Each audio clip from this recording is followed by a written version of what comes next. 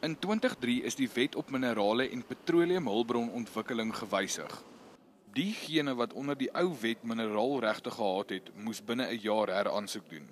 Sebenza is gelikwideer en kon nie heraansoek doen nie, maar Agri SA se regsverteenwoordigers het steeds volgehou die maatskappy het regte op die minerale. In 2011 het die Noord-Gautengse Hooggeregshof die maatskappy se eis toegestaan. Maar die minister het suksesvol daarteen geappeleer. Die saak is daarna in die konstitusionele hof gevoer. Vandag het hoofregter Mogoeng AfriForum en Agri SA se appel van die hand gewys. Mogoeng sê die wet op minerale en petroleumhulpbronontwikkeling is ingestel om diegene wat voorheen benadeel is, geleenthede te gee.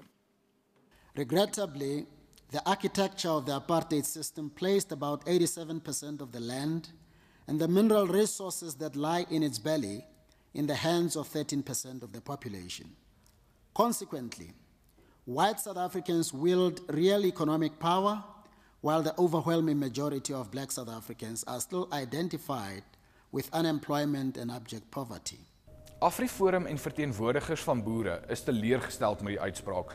Hulle glo dit gaan verrykende gevolge hê. Die effek van alle bemagtigingswetgewing in Suid-Afrika was om 'n klein groepie elite mense wat onderdanig is aan die ANC en sy beleid te verryk.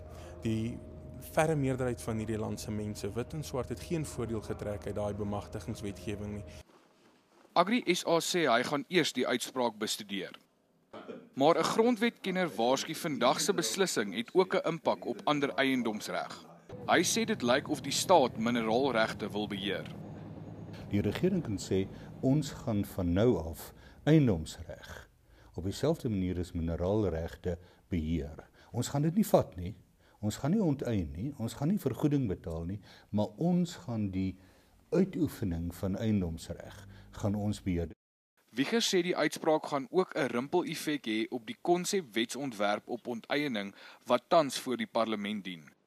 Gerard Pretorius, E-nuus, Johannesburg.